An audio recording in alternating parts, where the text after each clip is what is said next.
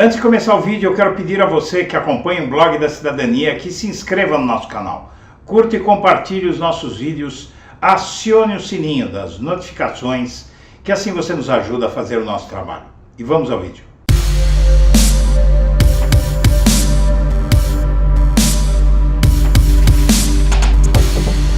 Bom dia, senhoras e senhores. Hoje é 8 de abril de 2023, são 8 horas da manhã.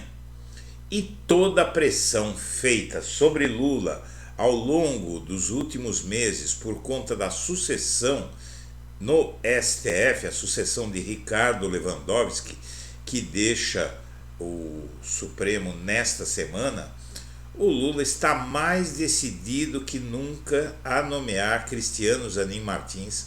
Ele considera importantíssimo fazer essa indicação ao Supremo.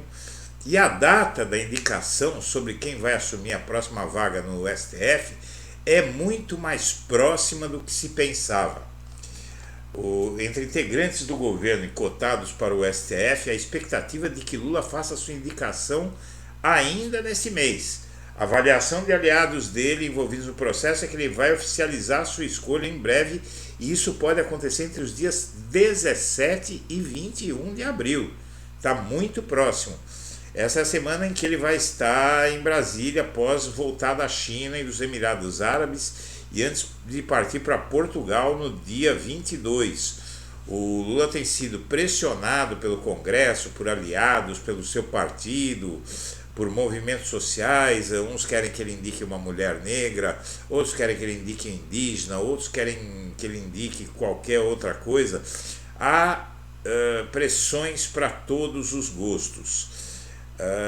E aí há inclusive parlamentares que queriam que ele fizesse um pacote de nomeações para o judiciário, envolvendo Procuradoria-Geral da República, STJ, STF, para diluir o impacto do anúncio de quem ele escolheu. Mas os aliados não têm dúvida de que o Lula, em primeiro lugar, quando ele diz que não tem pressa, não é bem assim. Ele não quer deixar o STF com 10 e ele tem o receio de que, se não nomear Zanin agora, vai ser mais difícil lá na frente. Não se sabe como vai estar a situação política no país, e o Zanin seria estratégico para manter um ministro no STF que tenha um viés progressista e que o Lula confie que não vai agir como outros nomes que agiram lá no STF, nomeados pelo PT. Não é? Há vários exemplos. Um deles é o próprio Joaquim Barbosa, não é? Que foi uma escolha do Lula, uma escolha pessoal do Lula. Ele ignorou inclusive avisos sobre o Joaquim Barbosa só pelo fato de que ele queria colocar um homem negro lá naquele tribunal.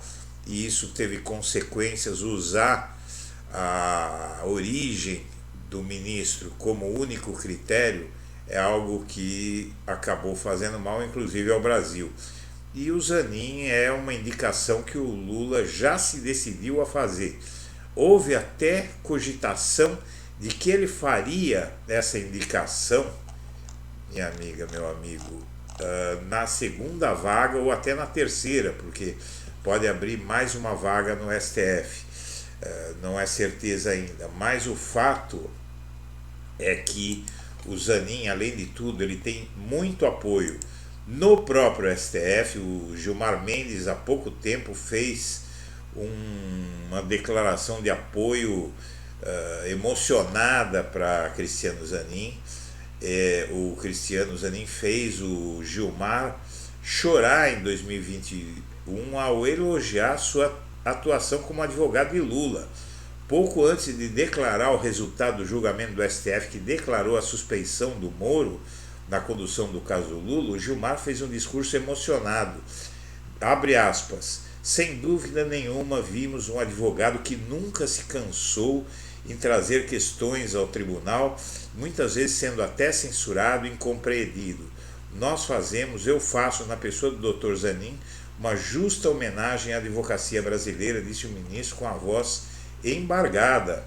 Zanin é o favorito para assumir a vaga de Lewandowski, que antecipou sua aposentadoria para o dia 11 de abril. E essa antecipação da aposentadoria do ministro Ricardo Lewandowski tem relação com o fato de que a nomeação do substituto de Lewandowski vai acontecer já, e muito provavelmente é possível até que, conforme transcorrerem as coisas, porque no Senado o Zanin, segundo várias fontes, no Senado o Zanin passa na sabatina com muita facilidade.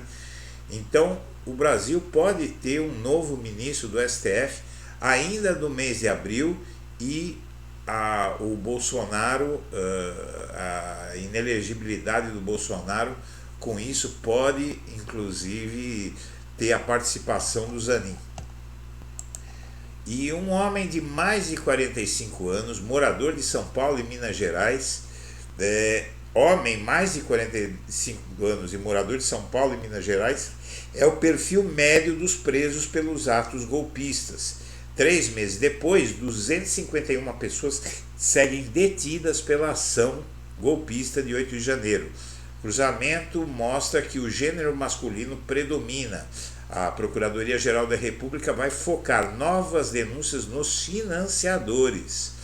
E, na verdade, esse perfil é muito interessante. Aqui você tem homens e mulheres, né? O estado de São Paulo é de longe o estado que enviou mais golpistas para Brasília, seguido pelo Paraná. Minas Gerais também enviou muita gente. São os 3 estados campeões em golpismo no país. E a faixa que mais tinha gente lá, a faixa de idade, era 46 anos. E realmente agora essas pessoas são consideradas, essas 251 pessoas que estão presas, são consideradas perigosas se estiverem em liberdade. Veja só vocês, são 251 pessoas. Inclusive, dessas 251 pessoas, 79 são mulheres.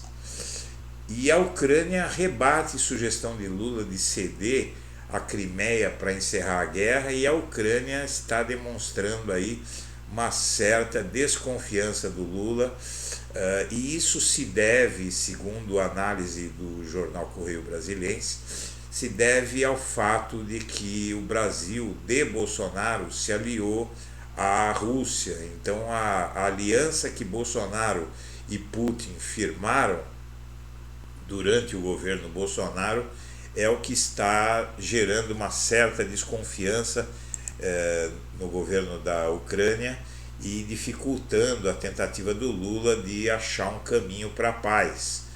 Ninguém quer ceder nada, e ainda tem o fato de que o Lula no Brasil sofre muita pressão para apoiar a Rússia, e depois de o Bolsonaro ter se posicionado claramente ao lado da Rússia nessa guerra na Europa.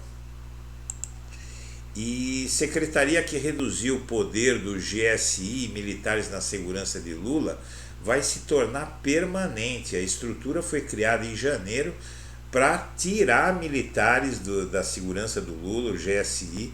O Lula não confia nos militares, ele está trocando todo mundo, está montando um aparato de defesa para a presidência, não é? Porque a função do Gabinete de Segurança Institucional é justamente proteger o presidente da República, e o Lula vai conduzir, vai montar essa equipe, uma equipe que pode chegar até a 300 pessoas, vai montar tirando fora os militares bolsonaristas, e isso já começou. E vem aí a fantástica Fábrica de Fake News, um filme que o governo Lula autorizou a captação de recursos de 2,7 milhões via Lei Rouanet. Então vem aí um documentário, basicamente, né, aprovado inclusive pela Ancine, e a produtora é a Vila Lobos Empreendimentos Sociais, sediada em Brasília. e vai poder captar até quase R$ 2.791.000. E os deputados bolsonaristas estão atuando forte na criminalização de comunidades pobres, favelas no caso, e os deputados bolsonaristas estão acusando o Dino de relação com o tráfico, porque ele tem visitado favelas, comunidades pobres. Imagine você o nível de loucura dessa gente. Quer dizer que se um ministro visita uma comunidade pobre é porque ele tem relação com bandidos que atuam nessa comunidade, e com isso os bolsonaristas, os políticos bolsonaristas, eles estão estigmatizando a população das comunidades, das favelas, sobretudo no Rio de Janeiro, onde todos os moradores passam a ser vistos como bandidos em potencial. Isso precisa ter uma solução, esse comportamento da direita. E as centrais sindicais querem uma reforma para expurgar sindicatos de fachada.